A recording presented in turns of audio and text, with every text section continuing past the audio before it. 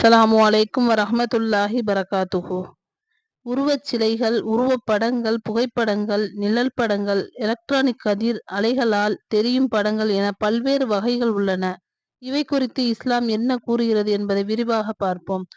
எந்த வீட்டில் உருவச் சிலைகளும் நாய்களும் உள்ளனவோ அங்கே மலக்குகள் நுழைய மாட்டார்கள் என்பது நபிமொழி. இந்த ஹதீஸில் உருவச் சிலைகள் உள்ள இடங்களில் மலக்குகள் வரமாட்டார்கள் என்று கடுமையான வார்த்தையை நபி ஸல்லல்லாஹு அலைஹி வஸல்லம் அவர்கள் பயன்படுத்தியுள்ளதால் உருவச் சிலைகளுக்கு அறவே அனுமதி இல்லை என்று தெளிவாக உணரலாம். இந்த தடை எல்லா உருவச் சிலைகளுக்கும் பொதுவானதா அல்லது இதில் விதிவிலக்கு ஏதும் உள்ளதா என்று பார்ப்போம்.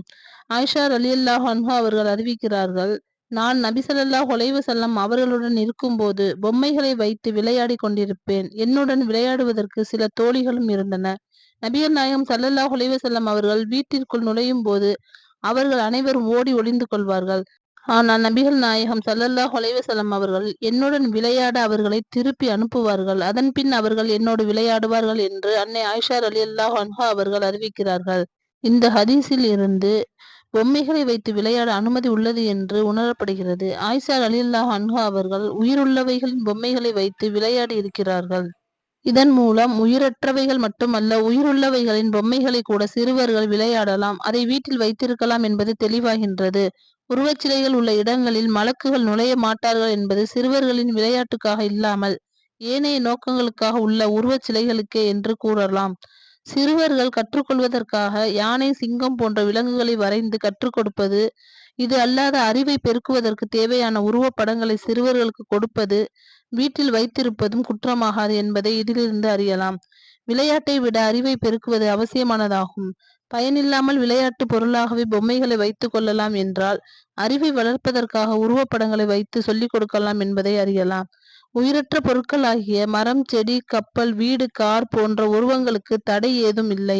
இவை உருவச் சிலையாக இருந்தாலும் உருவப்படங்களாக இருந்தாலும் பயன்படுத்திக் கொள்ளலாம். இப்னு அப்பாஸ் ரலியல்லாஹு அன்ஹு அவர்கள் அறிவிக்கிறார்கள், நான் ஓவியங்கள் வரைகிறேன், அது பற்றி எனக்கு தீர்ப்பளியுங்கள் என்று இப்னு அப்பாஸ் ரலி அவர்களிடம் ஒருவர் கேட்டார்.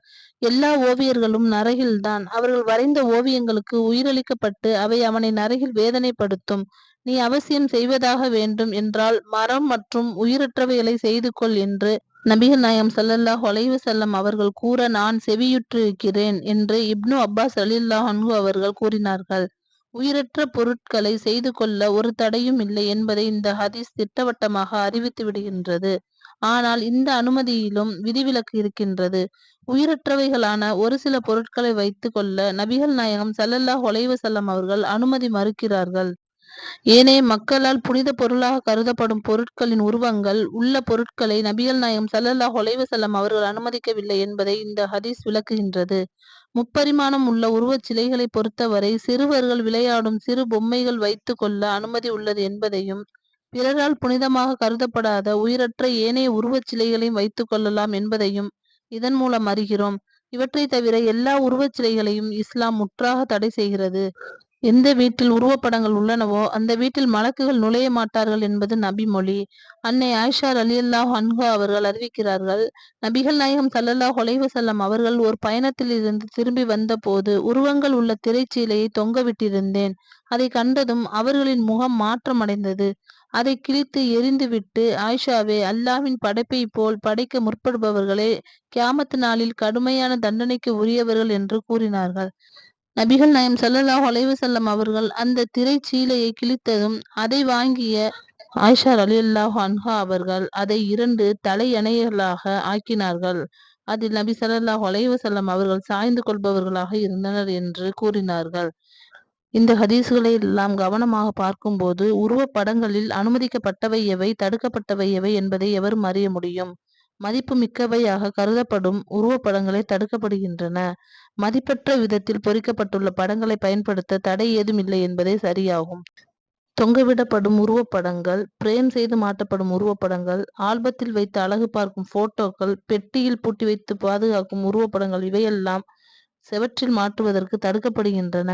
அதை பற்றி மதிப்பிருக்கின்ற காரணத்தினால்தான் அதை பெட்டிக்குள் வைத்தும் பாதுகாக்கிறார்கள், ஆல்பத்தில் வைத்தும் அழகு பார்க்கிறார்கள், உயர்ந்த இடத்தில் வைத்தும் பேணுகிறார்கள். இது போன்ற வழிகளில் இதையெல்லாம் பயன்படுத்துவது இஸ்லாம் தடுக்கின்றது. செய்தித்தாள்களில் காணப்படும் உருவப்படங்கள், உருவப்படங்கள் பொறித்த காகிதங்கள், பொருட்களை பயன்படுத்திவிட்டு தூக்கி எறியப்படும் பெட்டிகளில் உள்ள உருவப்படங்கள். உதாரணம் தீப்பெட்டி. எவ்வித மதிப்பும் அளிக்கப்படுவதில்லை. இவைகளை வைத்திருக்க தடையும் இல்லை. ஒரு செய்தி பத்திரிகை நம் வீட்டில் இருந்தால் மலக்குகள் நுழைய மாட்டார்கள் என்பதும் இல்லை. சுருக்கமாக சொல்வது என்றால், வீட்டில் வைத்து விளையாடக்கூடிய உருவ பொம்மைகள் மற்றும் தலையணைகளில் உள்ள உருவப்படங்கள், பெட்ஷீட்டுகளில் உள்ள உருவப்படங்கள், இது அனைத்திற்கும் எந்த தடையும் இல்லை. ஆனால் இதை அனைத்தையும் மதிப்பு மிக்கவையாக கருதி தொங்க விடுவது கூடாது. அஸ்ஸலாமு அலைக்கும் வரஹ்மத்துல்லாஹி வபரகாத்துஹு.